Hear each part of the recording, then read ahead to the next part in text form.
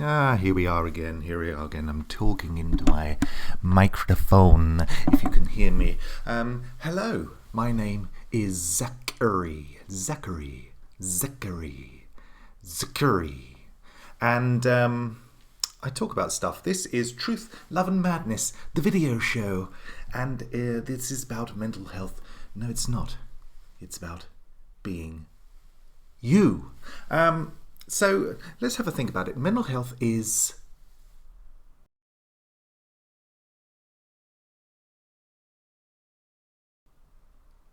Now, that was a picture of Doctor Who. Try that again, please, editor. Mental health is...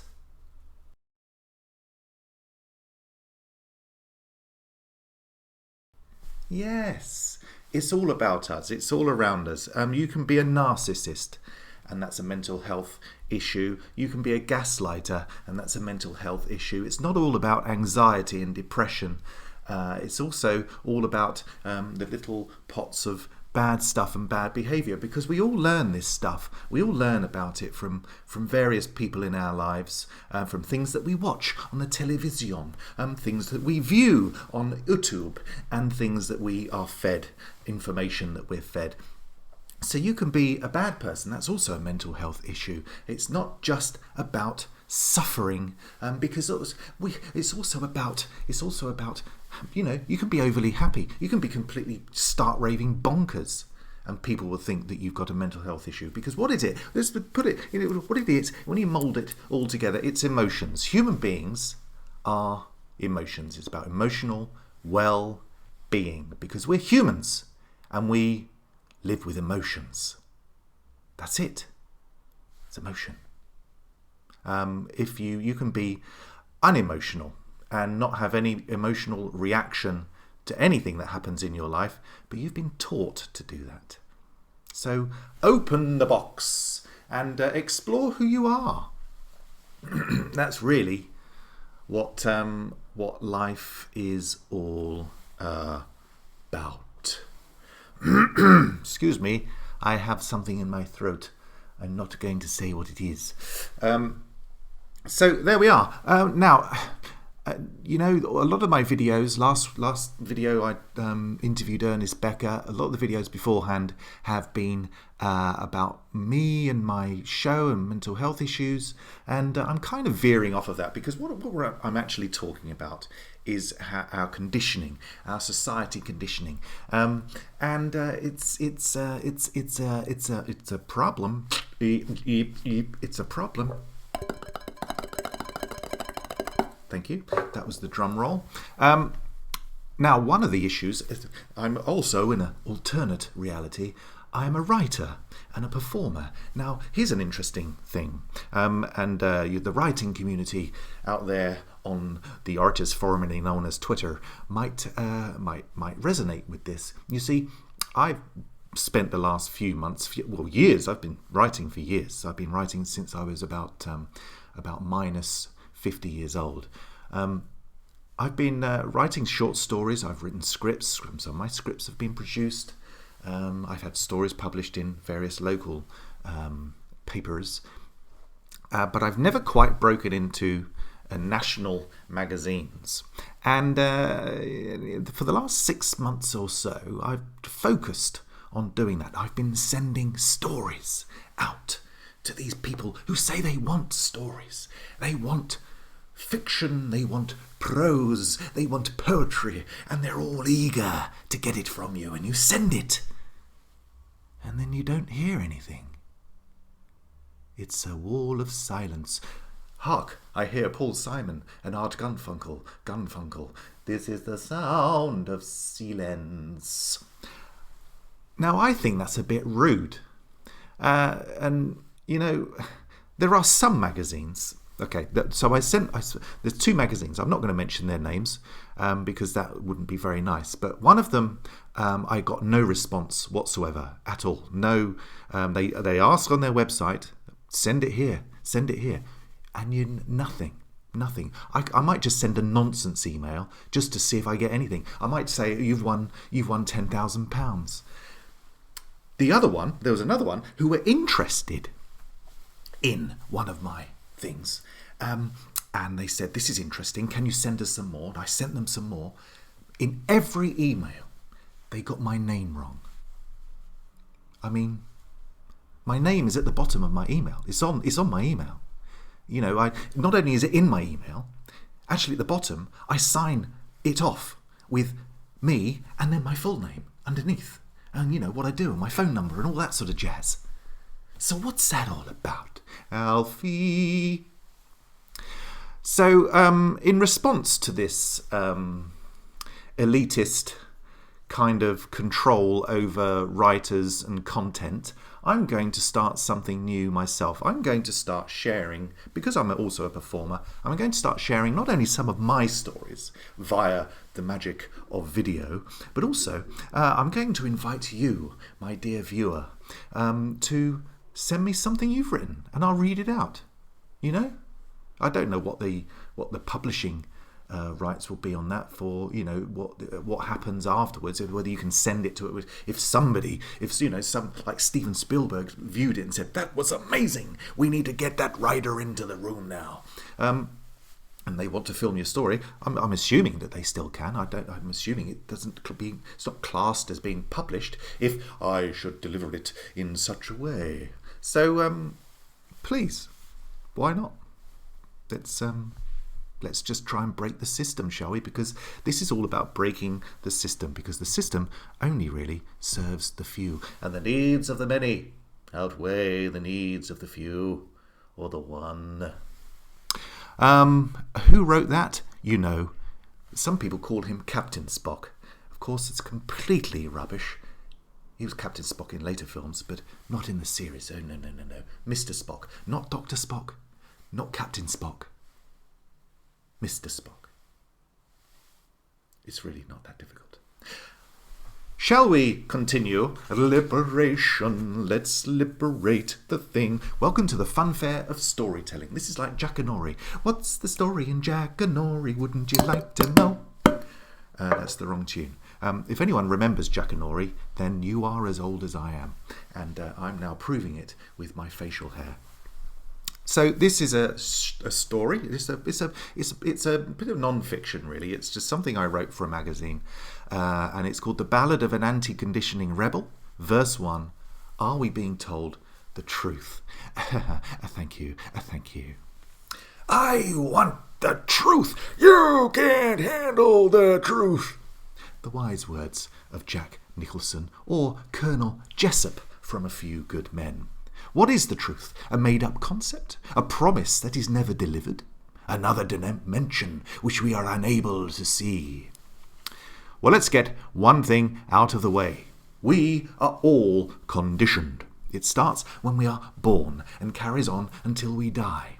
Take the first day we breathe. We are led to a hospital bed, and then we're measured and we're weighed and given food, and our parents are given instructions about what is good for us and what is not. They then prepare us for school in that way, giving us information about what is good and what is bad. Then school. We are taught about things that are more or less irrelevant in life, but we don't know that at the time. We are tested and marked, graded and categorized into who is best, who is mediocre, and who are rubbish. We hope and strive and work to be the best. Life becomes a competition. Some make it, most don't. I didn't. After that, work. We are placed into a suitable role based on those school results, and our skills are used for the benefit of the system. The system being tax, the economy, the glory of the company, and for most, the enrichment of the shareholders or controllers of the place of work. If you are in a factory, then you make products for the enrichment of the company. If you work in an office, insurance or the like, your deals are for the enrichment of the company. If you work in television or film, then your product is for the enrichment of the company. Unless you are the company, you are in the system. Most of us are in the system. If you want out of the system, that is really gonna hurt you bad. The truth is what? To push your way out of the Matrix like Neo did in The Matrix? Perhaps that is too dramatic, too drastic. Perhaps it is a notion that is overplayed by lovers of sci-fi and conspiracy theories. Yet, just like there is something in the idea that the fishing industry is corrupt and those friendly stickers on your tuna mean nothing, there is also something in the idea that we are in a social construct that is a false idea of reality, which only benefits the few, and we are manipulated into being distracted by things that we are told we love, like pizza or alcohol, television, and owning a house. Are these, and other things, a design for control? I guess when it comes to my emotional well-being, and hopefully yours, it depends on what you want to believe. I choose to believe that ghosts are real, but I can't prove it. Some others choose a deity, but again, this is unproven. We create our world and place in it whatever we want to believe in. Yes, we are conditioned, and yes, it could be the Matrix. However, it is your choice that determines how you feel about it. You could get angry, rebellious, upset, or plain delirious. You could be wild with madness, an eccentric oddball who is on the brink of being locked up because you talk too much about control. Of course, that would prove that something is not right. I mean, why should people be locked up or drugged up for feeling an emotional response to the world that they see? The initial thing that all of us need to do is be aware. When it comes to truth, we are only told a certain story. We are delivered facts that want to be discovered.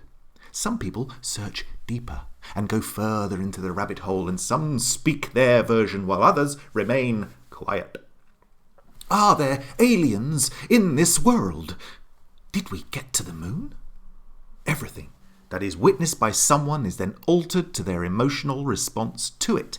Not all of it is memorized, and not all of it seems relevant. No one ever gets the true story of an event, only what the witness deems to be necessary and how much of that information is altered to fit their own personal agenda. Therefore, I wonder if truth is a reality. I'm not sure there is such a thing. If I see something or hear something, I only remember parts of it. I take it apart and fit it back together in a way I can remember it. It becomes a story, my version. If I watch the same film as you at the cinema, I'm pretty sure both of us will remember different scenes and take a different emotion from the storyline. When someone asks for the truth, ask yourself, is that something you are able to deliver? For there is nothing either good or bad, but thinking makes it so. Hamlet. We are the controllers of our own truths. If you want to think that the world is bad, it will be. If you want to think that we are being invaded by hordes of immigrants, then you will see that. If you want to think that people are kind, you will notice them smiling. The world, your truth, is a reflection of your thoughts. What you think you see, you become. So if we go back to choice, and your awareness of your thoughts can distort your truth, then you can change how things are by asking yourself what you want to see. Do you want to live in a negative world of pain, suffering, and want, or would you prefer to see an alternative? It does not mean that poverty and war will cease to be, if only, but that you can change how you view it. It might lead you to decide to help others in need, or it might lead you to just be careful about your own emotional well-being. For instance, I rarely now watch the news. I would become irritable, depressed, irrational, and ultimately it gave me the idea that this life and world was shit. However, once I stopped watching the news, my mood lifted.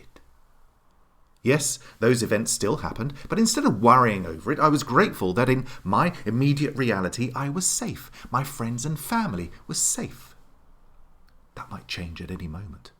But for now, those in my immediate world are safe and healthy.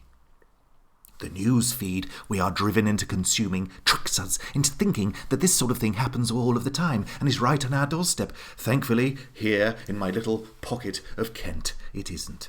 That does not mean that I turn a blind eye. It only means that if there is nothing I can do to help, then my philosophy is to look after myself and those I love. If we all took this stance, perhaps we would not fear and force this behaviour of dread quite so much. And perhaps, to finish with a conspiracy theory, they would not have so much control over us. That's the Ballad of an Anti-Conditioning Rebel, verse 1. Are we being told the truth? Now, if this proves to be a successful venture, I will write verse 2 and possibly share it in the future. If nobody really watches this, then this will be the one and only.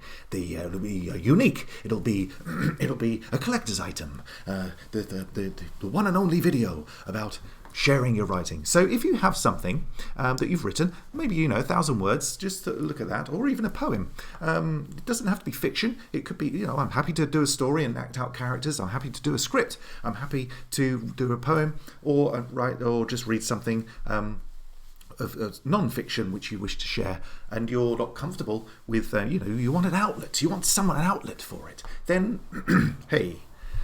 Let's do something radical, man, because I'm getting pretty sick and tired of the whole construct. There we are. So please do,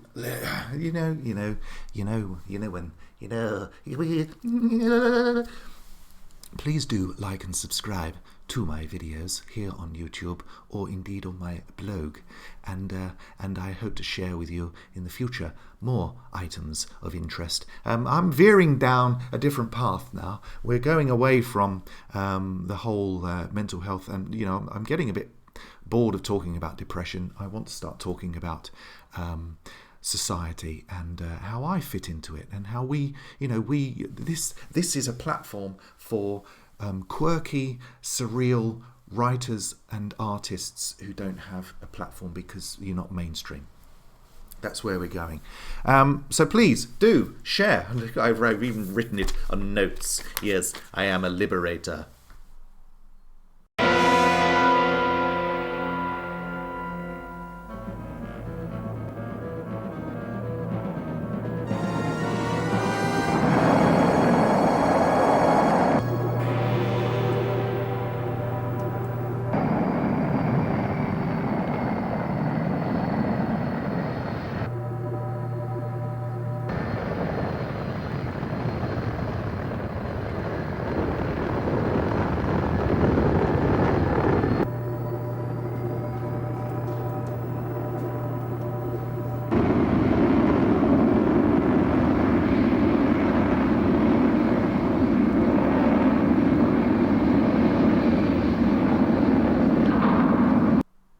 From Blake 7.